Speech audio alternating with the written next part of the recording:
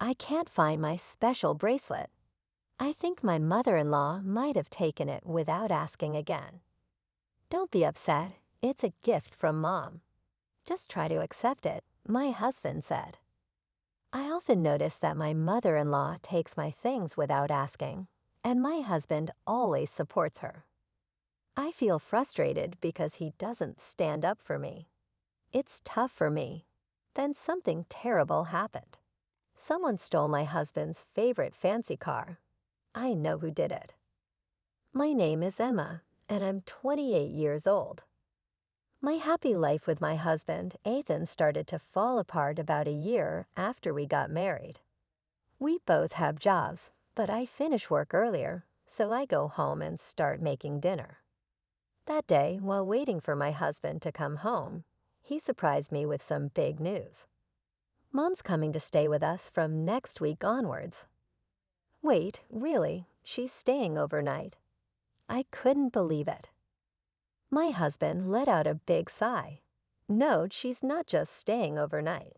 She's moving in. Moving in, like living with us? I asked, trying to understand. Yeah, exactly. Since Dad passed away, Mom's been on her own. She's getting older, and it's tough for her, my husband explained. Wait a minute. You can't just decide this without talking to me. We have our own lives too. Can't you give me some time to think about it? I pleaded. But my husband just smiled and shrugged it off. It's okay. Mom wants to feel safe. She just wants to stay with us. I understand she might feel lonely and scared, but you made this big decision without asking me. Couldn't you have at least talked to me about it? Why do I have to tell you everything? She's my mom, he argued back. That's exactly it. She's your mom, not mine. I have to change everything because of this. What are you so upset about anyway? It's decided. Just deal with it, I argued back. Wait. I called out, but my husband ignored me and left the room, leaving me feeling frustrated. How could he decide we're all going to live together without even talking to me about it? I still have to adjust no matter what. Ethan doesn't help out around the house and acts like it's no big deal because she's his mom. We've tried talking about it, but he just says it's done and shuts down the conversation. As expected, the next week, his mom, my mother-in-law, showed up at our house like it was planned. If she was a normal person, I wouldn't mind living together. But every time I see her, she takes my things and treats me badly. That's why I avoid going to her house unless I have to. But now, suddenly, we're supposed to live together. As I expected, my mother-in-law started criticizing me from the very first day. Emma, did you know I was coming today? There's trash in the corner, she scolded. I'm sorry, I was working and didn't have time to clean, I explained. Excuses. Couldn't you have cleaned up after work? But then I wouldn't have time to make dinner. Oh, come on, stop arguing back. How do you even handle being Ian's wife? Be more efficient. I'm sorry, I stuttered.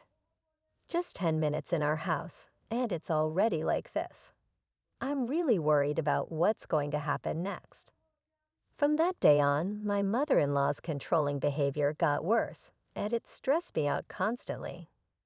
Then one day, I came home from work, and my mother-in-law greeted me with a big smile, saying, "Welcome home." I usually don't get such a warm welcome, so it felt strange. Then I noticed something shiny around her neck. Wait, is that my necklace? It looked just like mine.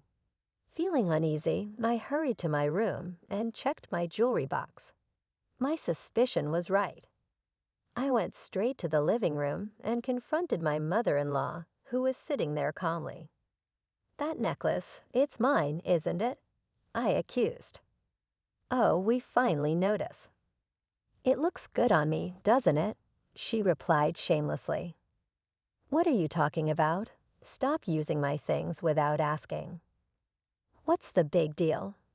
It's not like it's going to disappear or anything. But that's not the issue here. Stop complaining and get dinner ready. Ethan will be home soon.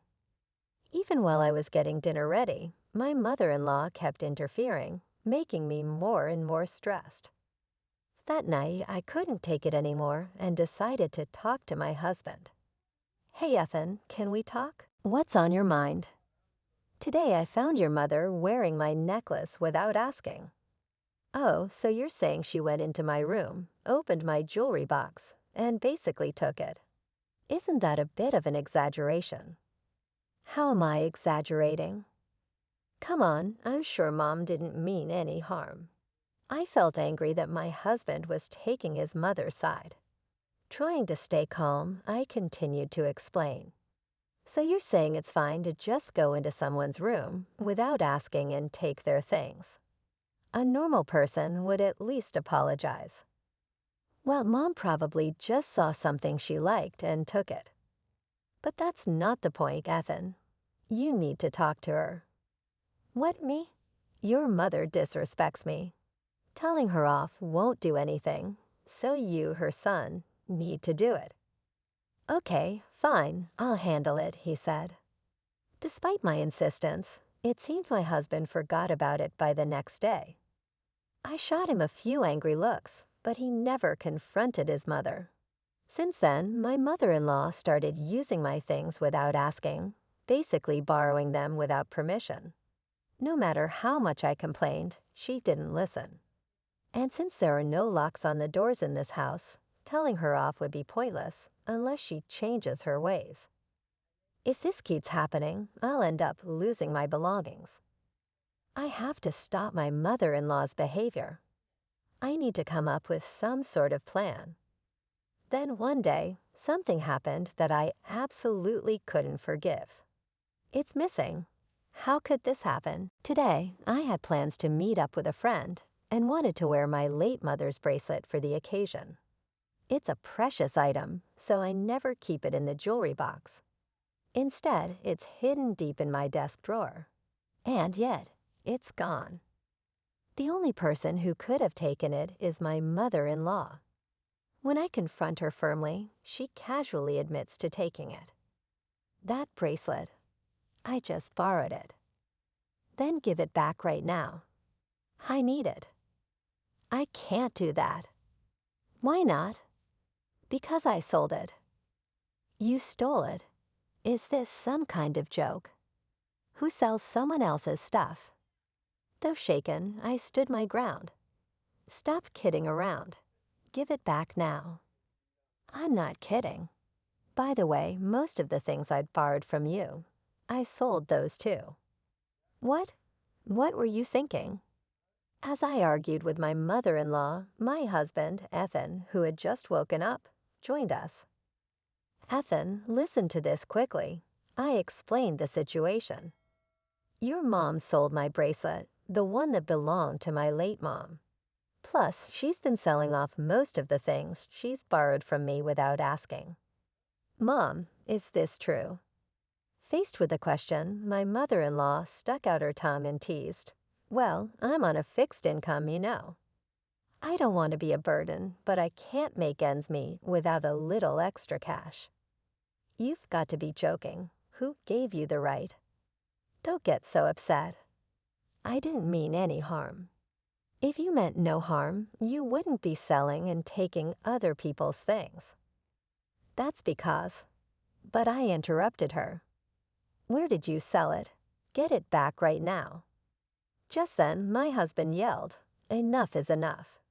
He wasn't looking at his mom, though. He was glaring at me. Confused, I asked him, why are you yelling at me, Ethan? Your mom took my bracelet. Without asking, be quiet. I did it for Mom, Ethan said. Stop complaining for Mom, seriously. Why should I give up my precious things for her? Because it makes Mom happy. She's your mother-in-law. Show some respect. Just do as you're told. I couldn't handle it anymore. Not his mom stealing from me, and not Ethan taking her side. I couldn't live like this anymore. Driven by growing anger, I shouted. That's it.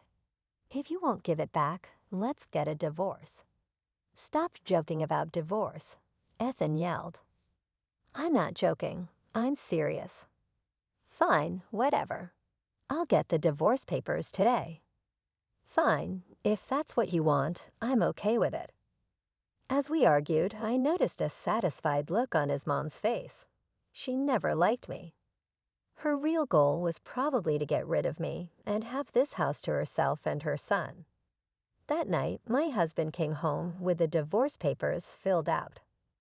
After signing them, I started packing.